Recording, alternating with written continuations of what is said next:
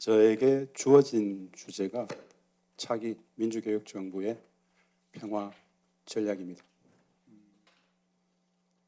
내일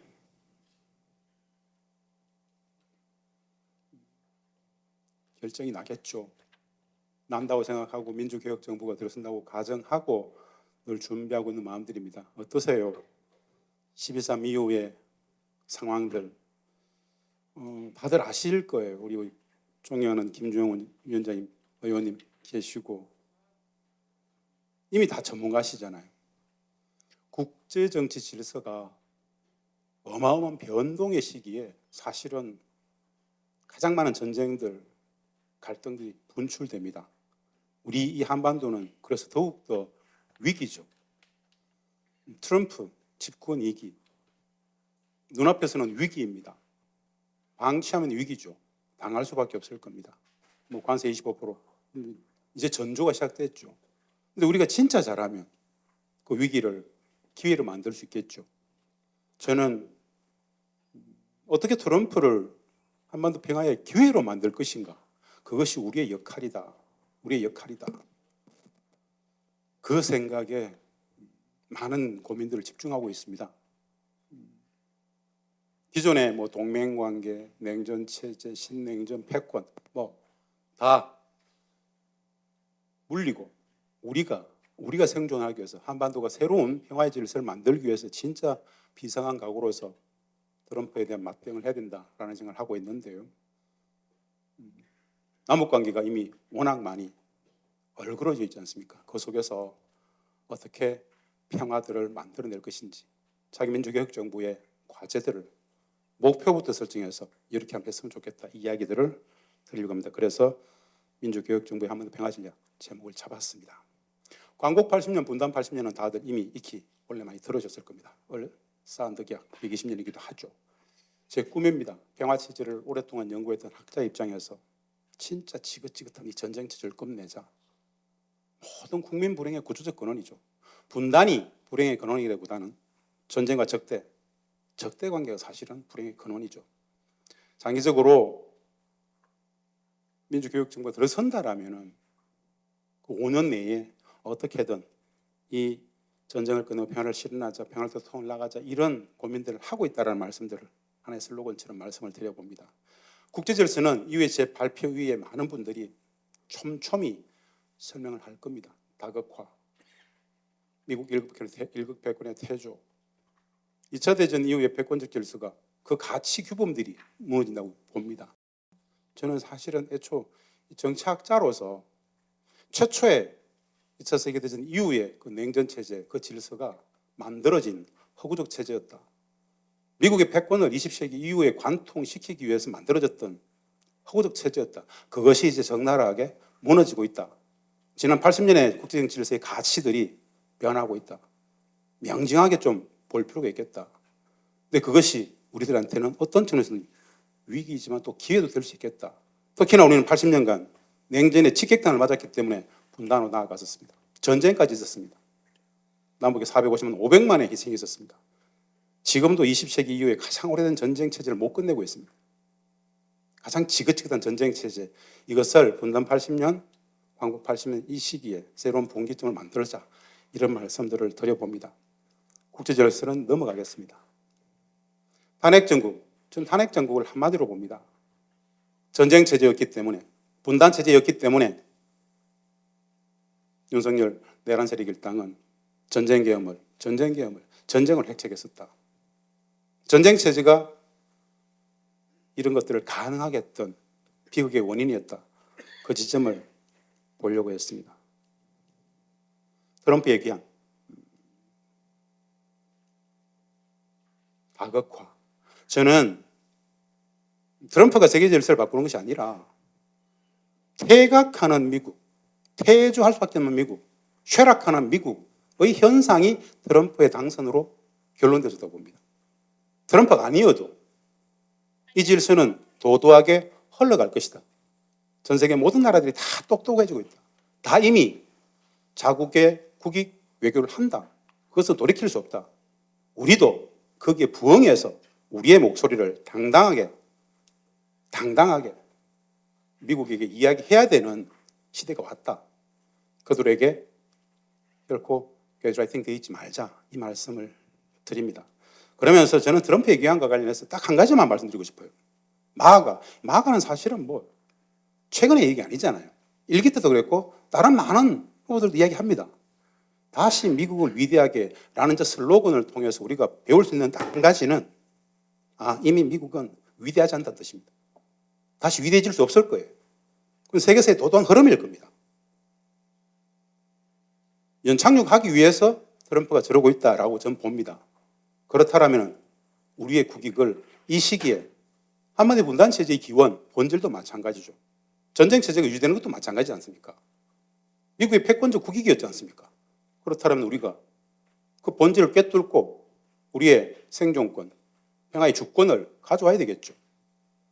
제 모든 고민의 마지막 단계는 한미상호 방위조약, 주한미군 주둔군 주협정, 소파, 전작권, 작통권, 방위비와 같은 한미관계의 구조적인 제도적인 불평등 애속성들을 어떻게 탈피시킬 것인가, 극복할 것인가가 마지막 과제로 저는 봅니다. 항상 그것이 전 평화의 완성이라고 봐요. 남북관계의 복원이 평화의 완성은 아니잖아요. 시작이죠. 지난 80년 분단체제가 유지됐던 것은 한미관계의 불평등 관계였기 때문에 그것을 끊어내는 것, 전 그것이 실질적인 평화의 완성으로 봅니다. 그것이 목적이라고 보죠. 그럼 차기 민주개혁정부가 만들 수 있을 것인가? 우리가 잘하면, 우리가 진짜 잘하면 이제 그것을 꿈꿀 수 있다. 왜? 트럼프이기 때문에. 트럼프이기 때문에 아주 역설입니다. 매우 역설이죠. 국방비 축소하고 내국권 개혁하겠다고 그러고 딥스테이트라고 딥스테이트와 전쟁을 선포하고 이런 아주 독특한, 아주 이상한 미국의 대통령이 저 기조를 유지하고 있을 때 그것과 편성할 수 있다면 저는 오해하지 마십시오. 트럼프를 지지하지 않습니다. 트럼프의 이 정책을 아주 주의 깊게 보고 있습니다. 그 부분과 한반도의 평화의 문제들을 결부시킬 수 있다라면 기회가 될 수 있겠다라는 생각을 한다는 뜻입니다. 네, 전쟁 역시 국방비 축소, 내국권 딥스테이트 개혁, 그리고 대북 대러시아 관계 개선. 모르겠어요. 5월 9일 날 진짜 2차 세계대전 전성절 성전 기념일 날 모스크바에서 푸틴, 시진핑, 트럼프가 김정은까지 다 함께 사진을 찍을 수 있을지 세계사의 그 킥변이겠죠. 얄타 체제가 진짜 허물어지는 신호탄이 되지 않겠습니까? 그럴 수 있다면 한반도에서 평화의 기회들을 만들 수 있겠다라는 생각들, 그 기회들을 포착했으면 좋겠다 이런 생각들을 해봅니다. 넘어가고요. 그래서 저는 트럼프는 한반도 평화의 위기이자 기회이다. 기회를 만드는 것은 트럼프가 결코 만들어주지 않는다. 우리가 잘해만 기회를 만들 수 있을 것이다. 우리가 전통적인 한미 동맹 외교에 빠져가지고 그러는 순간 가장 호구노릇을 할 것이다. 가장 처절하게 삥 뜯긴다 그러죠. 그 차원을 넘어서 완전히 몰락의 길로 갈 것이다. 그래서 민주개혁정부가 가장 먼저 해야 될 일들은 외교를 정상적 관계로 만들어내는 것, 남북관계를 회복하는 것, 그런 것들이다라고 봅니다. 독특한 건 이것도 하나의 기회죠. 남북관계는 어려울 것 같은데 트럼프는 북측과의 관계 개선에 대해서는 지극한 관심을 갖고 있습니다. 어떻게든 김정은을 만나겠다고 하고 있고 지금도 접촉을 하고 있는 것 같습니다. 아시다시피 남북관계는 단기간에 보고는 진짜 어려울 것 같습니다. 지금은 트럼프의 시간이죠. 트럼프가 김정은과 만날 수 있는 조건들을 창출함으로써, 물론 북은 바로 낯설 것 같지 않습니다. 트럼프가 하는 거 봐가면서 진짜 진정성 있게 북측의 관계 개선에 나서겠다라는 진정성이 있을 때 관심을 보여줄까? 거의 만날 것 같지는 않아요.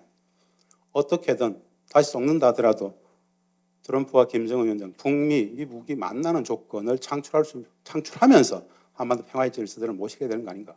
그것 말고는 남북관계 복원은 없다라고 저는 봅니다. 그것이 지난 80년 남북관계에서의 결산이었습니다.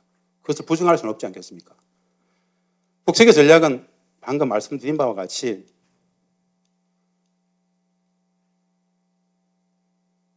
미국은 가장 반동적인 국가고 대한민국은 미국의 철저한 반공전 지켜주고 그래서 최강경 대미 대응 전략을 천명했고 대남 전략 자체가 아예 없습니다. 안 보겠다는 뜻이죠. 이건 상수입니다. 저런 북을 남북관계 복원의 마당에 결코 나오지 않을 것이다. 불가능하다. 그래서 저는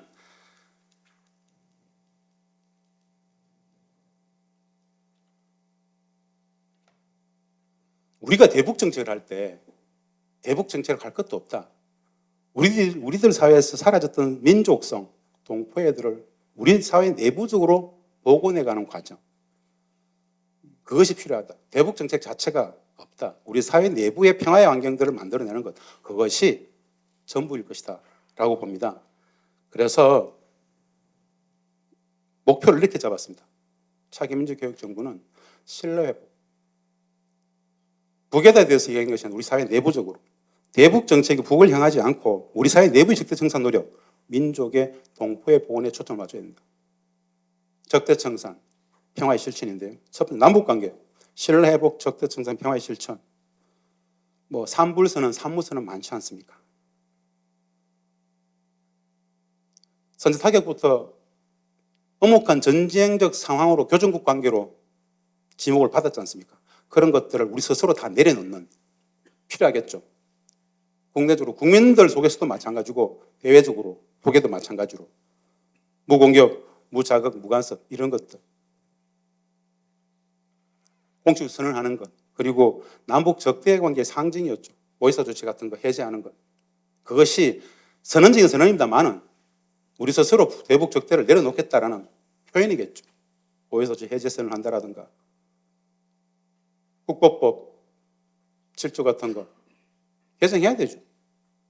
민주개혁정부 진투로 선다라면 이 조건에서 못하면 언제 하겠습니까? 저는 바로 할 수 있다고 봅니다. 남북합의 6.15, 14, 4.27, 9.19 중에 우리 스스로 할 수 있는 거 할 수 있지 않겠습니까? 눈치 보지 않고 우리 스스로의 대북 적대의식 문화, 북적절 영상물 개방 이런 것들 진짜 새로운 남북관계를 우리 스스로 내려가기 위해서 예전에 꿈도 못 꿨던 것들을 할 수 있습니다. 저는 리더가 지도자가 마음먹으면 할 수 있는 것들입니다. 현재의 국회 의석구조상 다 할 수 있는 것들입니다.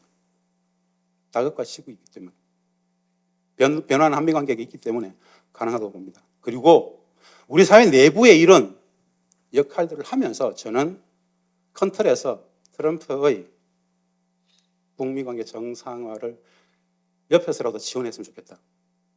지금은 트럼프의 시간인 것 같다. 북미의 시간인 것 같다. 그것을 지원함으로써 남북관계도 함께 풀어갈 수 있는 지혜들을 모아야 된다라고 생각합니다. 북미관계 정상의 핵심은 북미관계 정상의 핵심은 적당히 청산이죠. 정전이죠. 4.27, 6.12 싱가포르 합의 때 트럼프 대통령이 일기 때 김정은에게 약속해줬다고 못 지켰던 내용들 실천한 내용들이겠죠. 저런 것만 될 수 있다라면 80년 남북관계설을 전쟁 중에 적대국 관계로 규정했지만 북미가 전쟁을 공식적으로 종식시키는 상황까지 온다라면 한반도 정세도 바뀌어질 수 있을 것이다. 그럴 수 있도록 우리가 역할을 할 수 있다는 것, 역할을 해야 된다는 것 그런 생각들을 가집니다.